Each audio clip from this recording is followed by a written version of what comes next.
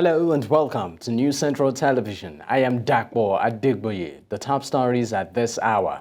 Nigeria's Vice President addresses global leaders as the World Economic Forum kicks off in Davos. Kenya court leader Paul Mackenzie faces terror charges over mass deaths.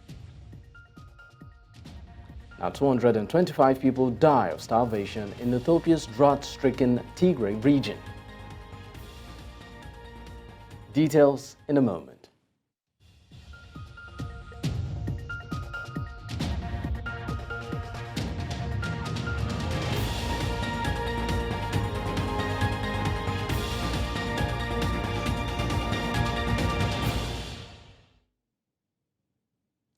The news at this hour begins with Nigeria's Vice President Kashim Shettima addressing global leaders at the World Economic Forum holding in Davos, Switzerland. He says Africa needs to take advantage of the digital revolution in the world. While calling for investors, the vice president says rather than a country go into begging, they should seek mutual beneficial exchange. Shettima also assured investors that President Bola Ahmed Tinubu is redefining the quality of modern leadership by taking power-sighted decisions. Nations like Nigeria, Egypt, generally the African continent, we are in a position to really take advantage of the digital revolution in the world. For instance, Nigeria, there are more English speakers in Nigeria than in India. Our proximity to Europe is an added advantage, and most importantly, even our diction. I will tell you a story of a young lady in Abuja. Her name is Mrs. Amal Hassan. She runs a digital lab, a digital outsourcing hub. This is a lady who has employed 7,000 Nigerians. This is just a tip of the iceberg. Opportunities abound in the outsourcing industry and in so many other developing frontiers. India is expected to generate $100 billion from outsourcing alone in this 2024. Yes, we are an oil giant, but how much did we ever generate from oil? The highest we had ever generated as an oil-producing nation was 35 billion in 2011.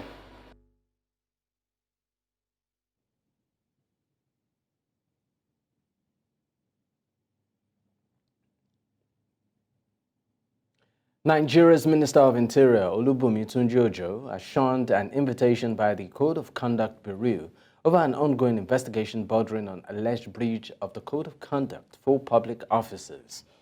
Spokesperson for the Bureau, Veronica Cato, who confirmed the development on Tuesday, says the minister's interrogation would be rescheduled for a later date following his memo to the Bureau citing national assignment.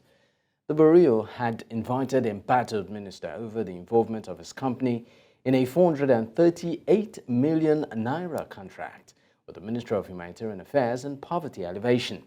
The company allegedly belonging to the minister benefited from a contract from that ministry. The Nigerian National Petroleum Company Limited in the past week uncovered no fewer than 83 illegal refineries in the Niger Delta. The NNPCL says 15 illegal pipeline connections were also discovered within the same period. Between January 6th and 12th, a total of 211 incidents of oil theft and vandalism were reported. In Owerri, an active wellhead was found with several illegal connections. Likewise, 9 cases of oil spills were recorded in a week, mostly caused by vandalism. We also understand that Ogboni Biri, that's in Bayelsa, has been ruined by oil spills. No fewer than 157 incidents of crude oil theft were recorded in the Niger Delta between December 30th, 2023 and January 5th, 2024. The federal government has said more than 4.3 trillion naira worth of crude oil was stolen in 7,143 pipeline vandalism cases within 5 years. The Naira is currently trading above 1,300 Naira to $1 on the peer-to-peer cryptocurrency window on Tuesday. This is as many traders on the parallel market confirmed that the national currency is trading close to 1,300 in that segment of the market. On the Binance platform, the Naira is currently quoted at 1,300 Naira to a dollar. Some Bureau de change operators told a national newspaper that quoted value is reflective of market realities. An Abuja Bureau de change seller, that's at Zone 4, Magaji Mohammed, said the price had increased 1,300 Naira to a dollar. The Naira's continued fall is happening despite efforts by the government to boost liquidity in the capital in the official market, as recently the Nigerian National Petroleum Company Limited got $2.25 billion of a $3.3 billion all-for-cash loan facility from the African Export-Import Bank to boost FX liquidity.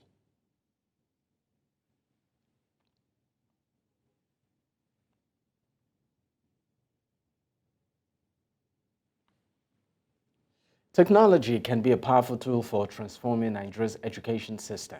However, to fully realize this, the benefits of technology in Nigeria's edu system and also provide authentic learning experiences, educationists believe that the country must prioritize making education technology mandatory in all its schools.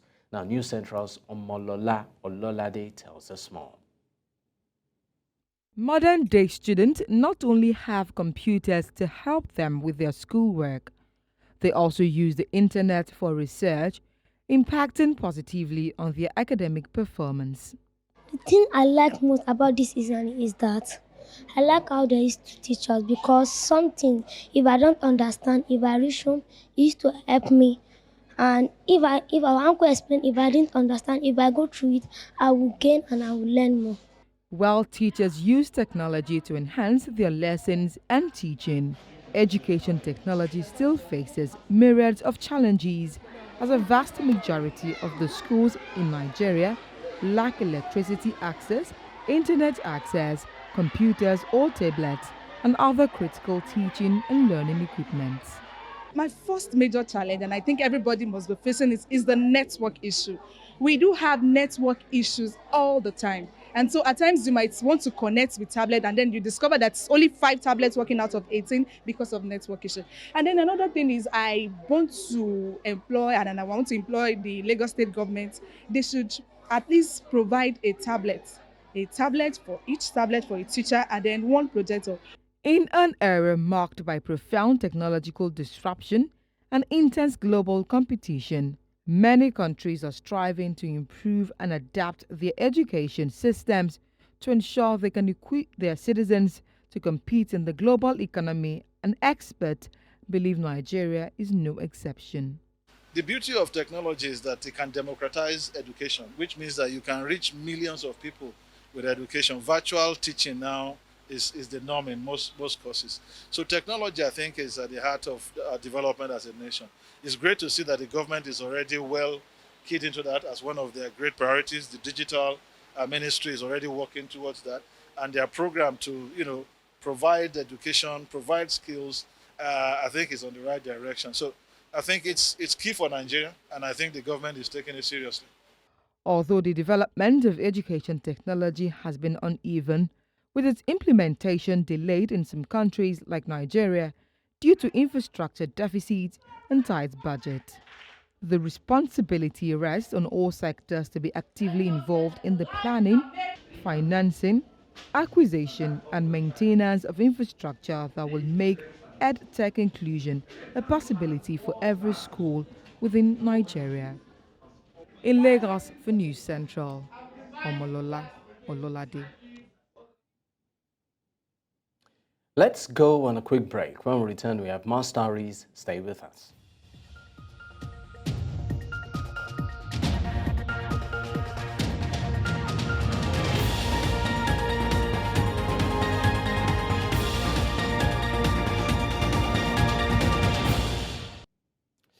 Minister of Nigeria's Federal Capital Territory, Wike, has called for an emergency meeting in response to the worsening state of insecurity in the state.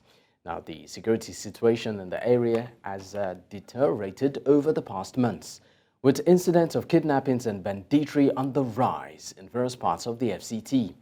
During the emergency meeting held on Tuesday, Wike brought together key stakeholders, including heads of security agencies in the FCT, top officials of the Federal Capital Territory Administration, council chairmen, and traditional rulers. The meeting aimed to address the growing concerns and strategize on measures to tackle the escalating security challenges. But all of us are concerned as the Federal Capital Territory that houses virtually every Nigerian. We owe a duty to make sure that this place is safe. We'll do all we can, and we're sure Nigerians who reside here that there's no need for panic. We're taking every step to make sure that those challenges are things that we must have to resolve. So this meeting is practically to look into such challenges and see how we'll be able to resolve the problems. And that's why we invited all the council chairmen, because they also have a responsibility in their various area councils. So put our head together and come up with solutions. While still on security matters, the Police Service Commission has reported that a total of 136,177 candidates have undergone screening for the position of constables since the commencement of the exercise on January 8th. The Public Relations Officer of the Commission, Ikechukwu Ani, says details of the 108,768 of the screened applicants have already been uploaded. While commending officials for the progress made, the Commission's chairman, Solomon Arase, expressed concerns over reports indicating that some candidates, despite possessing impressive senior secondary school certificates and National Examination Council certificates, were unable to write their names or introduce themselves properly. Arase emphasized the importance of aptitude tests as the first stage of the recruitment process to filter unqualified candidates and establish an effective and efficient recruitment system to ensure a high standard of performance for the recruited officers.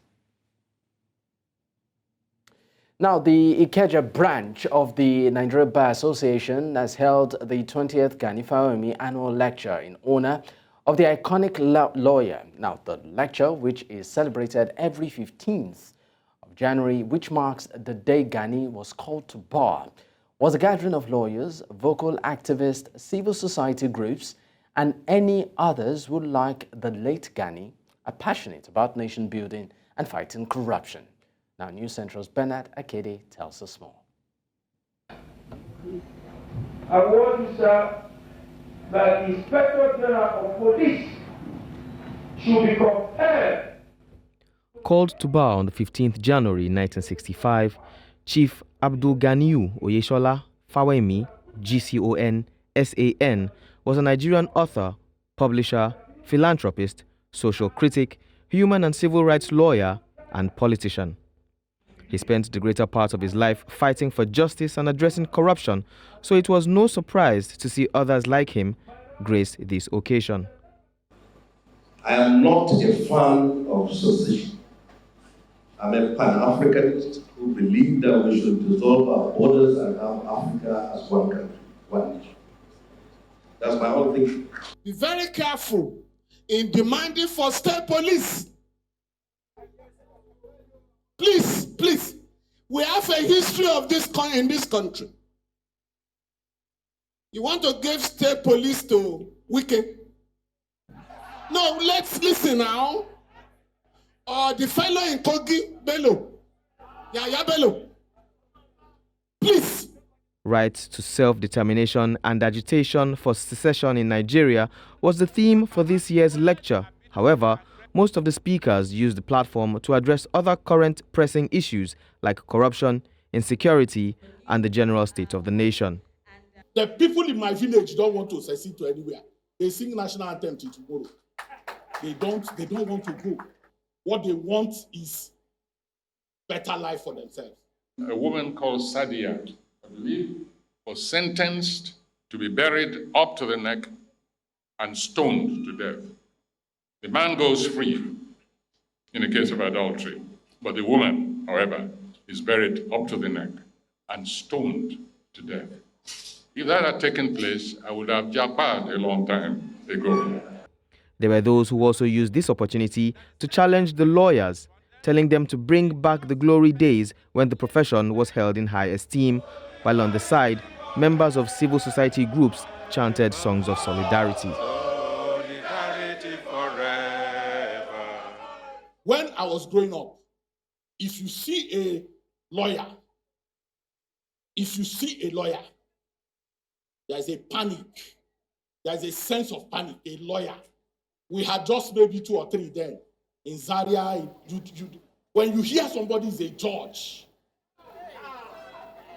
the disappearance of this trade has something to do with our not taking responsibility for our future. The sum total of what we have had today is not that there is any approval for secession from Nigeria, but that secession must be recognized as a right, and the agitation for it must be to keep our leaders on their toes.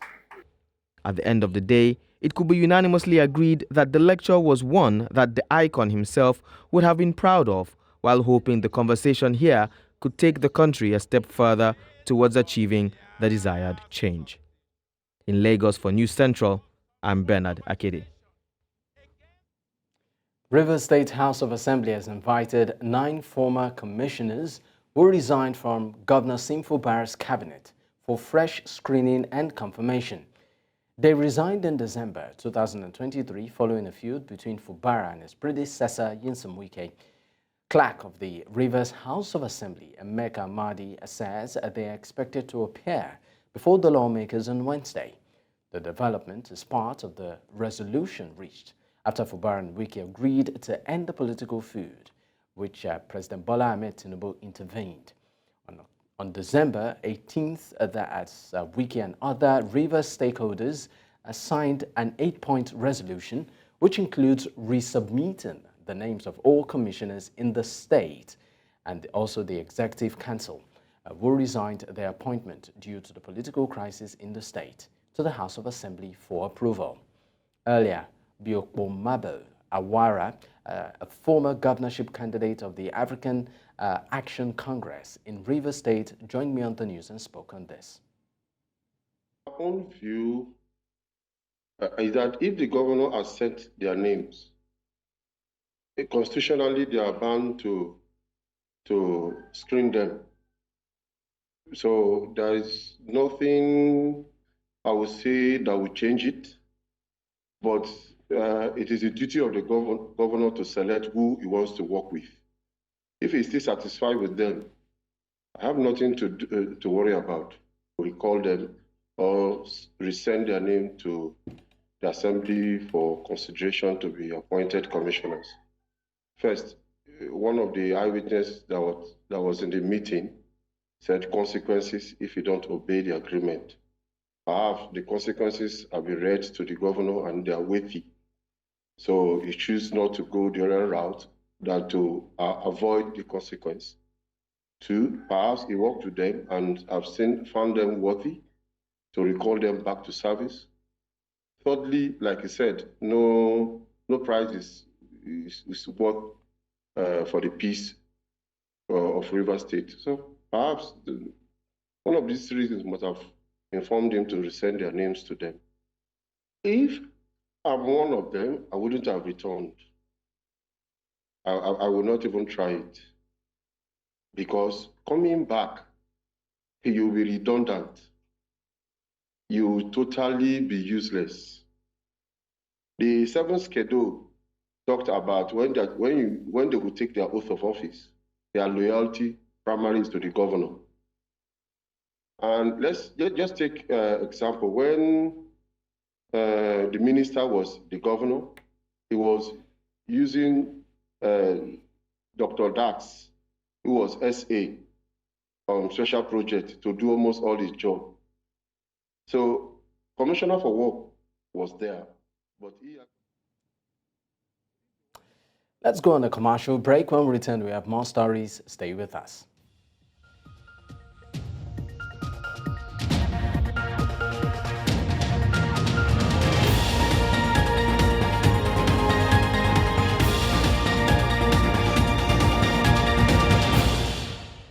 Let's also tell you that activities have been paralyzed at the Ekiti State University Teaching Hospital at Do-Ekiti, Nigeria Southwest, as a result of an emergency and indefinite strike declared by labor unions at the hospital.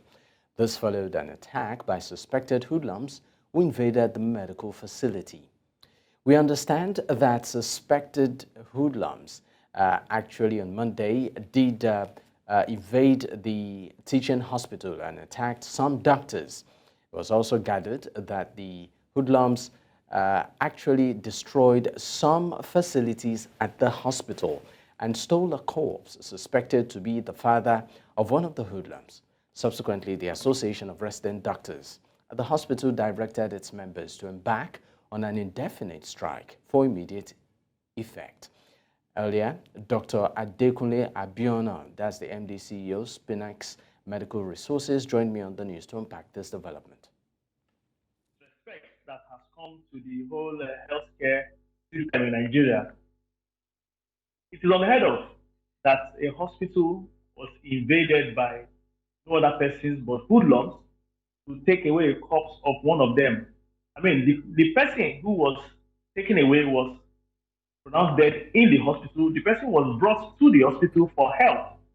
And then if you think that you have brought somebody to the hospital for help and the person did not make it, and you think the next thing to do is to go there and attack the people who have tried to help the person and now destroy the same apparatus that has been used to help the person, that will be used to help other people, I mean that is a lot of disgrace. That's a disgrace practice. I've seen different things.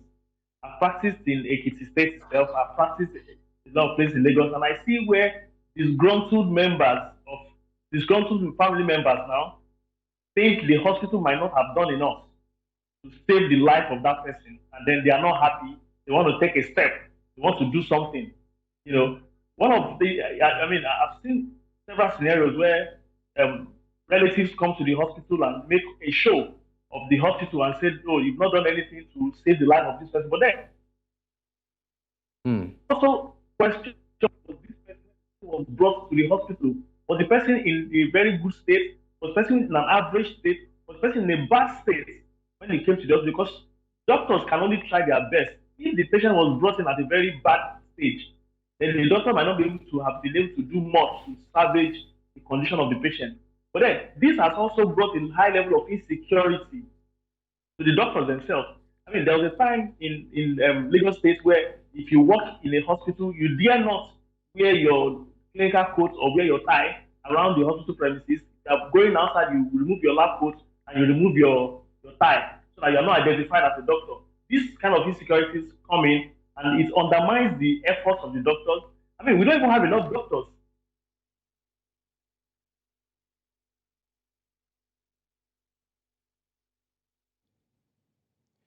News Central now continues in East Africa. Prosecutors say a Kenyan court leader will be charged with murder and terrorism over the deaths of more than 400 people found in mass graves. Now, Paul Mackenzie was arrested in April 2023 after the discovery of hundreds of bodies, some of whom is said to have starved themselves to death. Prosecutors say he and 94 others will be charged in court in Malindi on Wednesday. Mackenzie has denied responsibility for the deaths, and the bodies of the 429 people, including children, have been dug up from grave sites in Shakahola, a remote forest about 2 hours' drive west of the town. Mackenzie is alleged to have encouraged members of his church to move there and prepare for the end of the world. Local authorities say about 225 people, including children, have died of starvation in Ethiopia's drought-hit Tigray region since last July. Health officials say over 200 deaths were recorded in the rural area of Adegboye. Now, the officials added that in another area, 16 people displaced by brutal two-year civil war, which ended in 2022, have lost their lives due to hunger. Tigray officials had previously warned that a famine similar to the one Ethiopia witnessed in the mid-80s, where hundreds of thousands of children and adults died, could be on the horizon. However, the federal government denies that a famine is imminent and says it is working to provide aid. According to the United Nations, more than 20 million people require food aid in Ethiopia due to conflicts, drought, and flooding. We understand that Mauritius is assessing the damage after Cyclone Belal brought torrential rain and flooding to the Indian Ocean island nation. The Meteorological Service says the storm is now moving away eastwards, but warns that another environmental risk still exists. At least one person has died in Mauritius and another in Reunion. Mauritius upgraded the cyclone warning to the maximum level for a while, but says the worst danger had now passed. About 100 vehicles were damaged and abandoned by their owners as a result of the floods that hit the capital Port Louis on Monday. But flood levels substantially decreased on Tuesday, and authorities are able to clear up debris from the streets. Authorities have urged South Africans to stay vigilant following the detection of 2 cholera cases in northern Limpopo province. The province health department says both patients are Zimbabweans who recently crossed the border back into South Africa. Both patients, aged 43 and 27, are currently in isolation in hospital. Zimbabwe is currently battling a cholera outbreak, which has so far claimed more than 200 lives. In Zambia, about 300 people have died of the disease since October. The bacterial disease is spread by contaminated water or food and causes severe dehydration from vomiting and diarrhea. It can kill within hours if left untreated. Now, Human Rights Watch has once again documented government's failure to address climate change, its impact and failure to protect rights of vulnerable people across southern African countries like Zambia and Zimbabwe. It reports document the displacement of communities and negative impact of their displacement on their health, housing, food and water security, and also children's education. The rights groups say climate in Zimbabwe continues to deteriorate without government taking any meaningful step to upholding rights and ensuring justice to serious past abuses, and the repression of civil society organizations and activists continued unabated in 2022 into 2023. Earlier, Idris Ali Nassar, a senior Africa researcher, joined me on the news to discuss this. Economic and social justice rights situation across the world, but also particular concern is what is happening in Southern Africa, in Zimbabwe and Zambia, for example. I'll be very specific with Zambia, starting with Zambia, where from our research, residents in this town called Kabwe, which is the capital of the central region of the central province of Zambia, where residents live in a dangerously polluted town called Kabwe. So Kabwe is one of the hottest hotspots in terms of contamination in Africa. And this is because there was a former lead and zinc mine that was operational there. The mine was originally owned directly or indirectly by first Anglo-American and other British colonial companies. Then later on it was nationalized and then shut down in 1994. However, the mine's toxic waste has never been cleaned up. As a result, the lead dust from that mine was left uncovered, and it blows over to many residential areas, putting the health of about 200,000 people at risk. For example, medical research in Kabwe has showed that over 95% of children living near the former mine have elevated levels of lead in their blood. And about half of them actually require urgent medical attention. So just to recap, lead is a very toxic metal with no safe levels of exposure at all. So it causes, in children, stunted growth, learning difficulties, memory loss, development delays, and many other irreversible health effects. It also causes coma and sometimes even death. Children are especially at risk, and the World Health Organization has listed lead as one of the 10 chemicals representing what they call a major public health concern. The United Nations has called for U.S. state Alabama to abandon plans to execute a man using the untested method of suffocation with nitrogen gas, warning it could amount to torture. Now, Kenneth Eugene Smith, who has been on death row for more than 3 decades, is scheduled to be put to death on January 25th. The death penalty has been primarily carried out by the lethal injection in recent years, but Alabama says it will use nitrogen gas for Smith's execution. Ravina Shamshadani, United Nations spokeswoman, says the method has never been used anywhere in the world and could amount to torture or other cruel, inhumane, or degrading treatment or punishment under international human rights law. Are alarmed by the imminent execution in the United States of America of Kenneth Eugene Smith through the use of a novel and untested method, suffocation by nitrogen gas. This could amount to torture or other cruel, inhuman, or degrading treatment or punishment under international human rights law. The UN Human Rights Office calls on Alabama state authorities to halt Smith's execution, which is scheduled for the 25th, 26th of January, and to refrain from taking steps towards any other executions in this manner.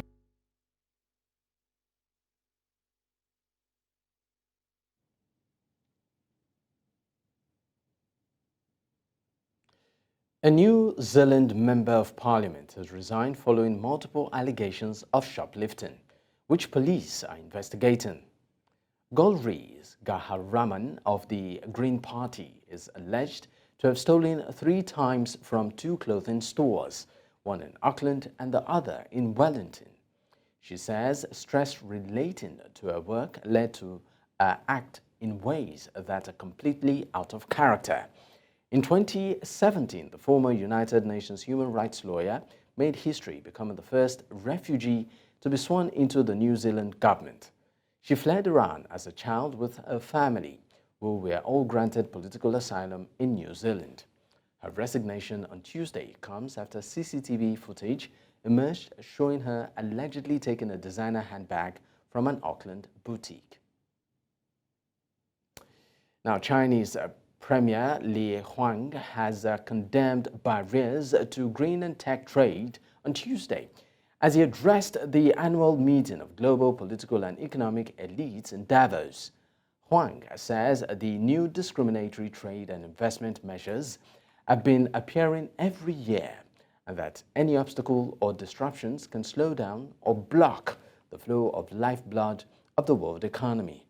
Huang did not mention any specific nations, as said barriers to tech and green trade must be broken, and added that China has proven consistently to the world that it is a country worth of trust.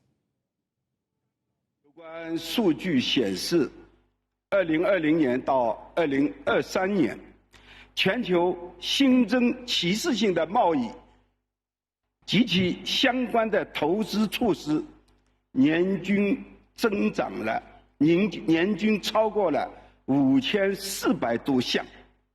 这个数据大概是2019年新冠疫情之前的近2倍。大家知道，产业链、供应链的稳定是经济发展的血管系统，任何干扰破坏都会在世界经济大循环当中形成主梗断点。我们应该以更加开放的思维和举措，推进国际科技合作交流，携手打造开放、公正、非歧视的科技发展环境，打破制约创新要素流动的壁垒，能够让创新在开放的。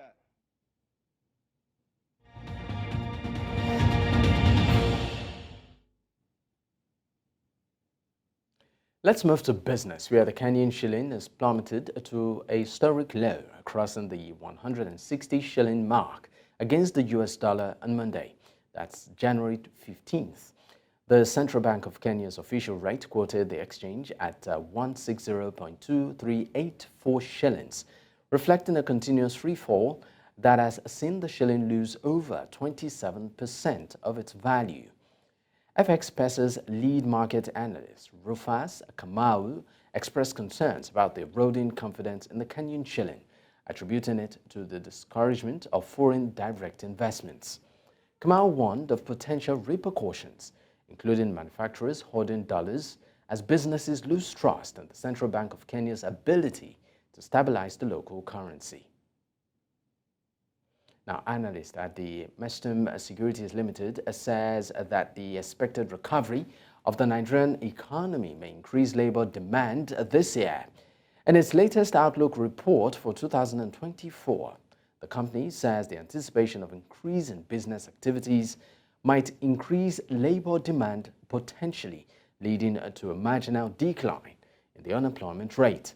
The report says the substantial emigration from the country could also create additional job opportunities for skilled workers. It added that the overall impact of the economic downturn will likely continue to influence the Nigerian labor market dynamics in the near term, as analysts say companies would be hiring more this year compared to 2023.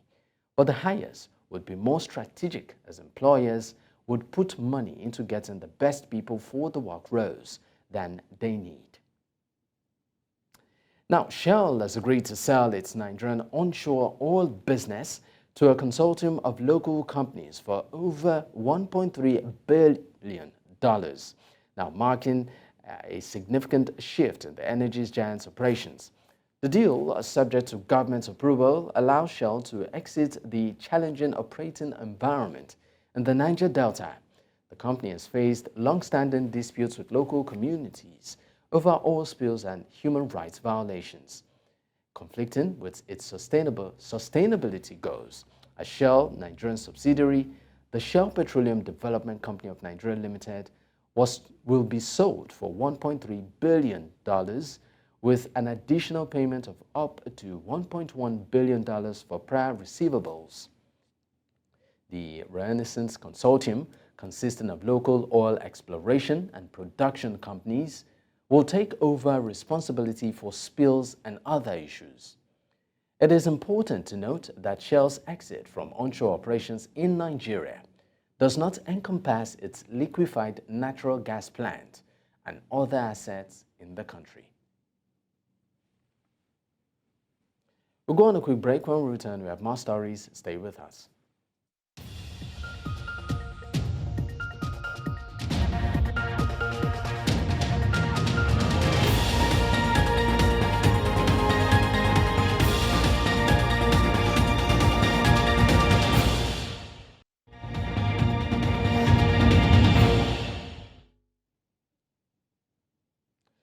The Black Stars of Ghana have completed an intensive training session today ahead of their crucial second Group B game against Pharaohs of Egypt. Ghana was upset at a crucial encounter, knowing that a draw or a loss could spell a second consecutive group stage exit from the tournament. Now, joining us to give more updates on all of this is a New Central sports correspondent, Favor Itua. Thank you so much for your time, Favor. Yeah, thank you very much, Dapo. Good evening to you. Good evening, Nigeria. All right, great to have you. Now, Favor, you witnessed Ghana's training earlier. What can you tell us in terms of the feeling and, of course, the, what I call it, morale in the camp right now? All right, it was the recovery session for the Ghana Black Stars, where they had to stretch their legs, and after stretching their legs, they set themselves into two teams. For the team who played the game, or for the team who played the game, they had to of course, trained separately from those that did not play the game. Now, those that did not play the game had play more, of course, intensity, running through the field, and of course, the goalkeepers also trained separately. And they're still at the moment. Which is a make or mar, clash for Ghana. Egypt also seek to result in this particular encounter. Now, which of these teams do you think is under the greatest of pressures to deliver right now? I think for Ghana, they are currently under the most pressure.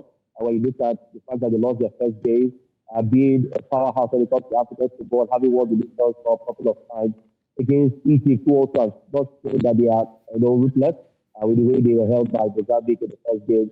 So you understand that Ghana is with more pressure, And don't forget also that the fact that coming into Cote d'Ivoire, they had a short trip. Thank you so much for your time. Thank you very much, Dapo. I really appreciate it. All right. Now, that, of course, is a wrap on the news at this hour. But before we go, let's take a look at some of our top stories. We told you that Nigeria's Vice President Kashim Shettima has addressed global leaders as World Economic Forum kicks off in Davos. Now, Kenya court leader Paul Mackenzie faces terror charges over mass deaths. And finally, we also told you that officials have said about 225 have died of starvation in Tigray. Don't forget to send in your eyewitness report to the WhatsApp number on the screen. You can also follow us on social media. We are at News Central TV. You can watch us live on DSTV channel 422, StarTimes channel 274, Abo TV, and YouTube. Many thanks for watching. I am Dapo Adegboye.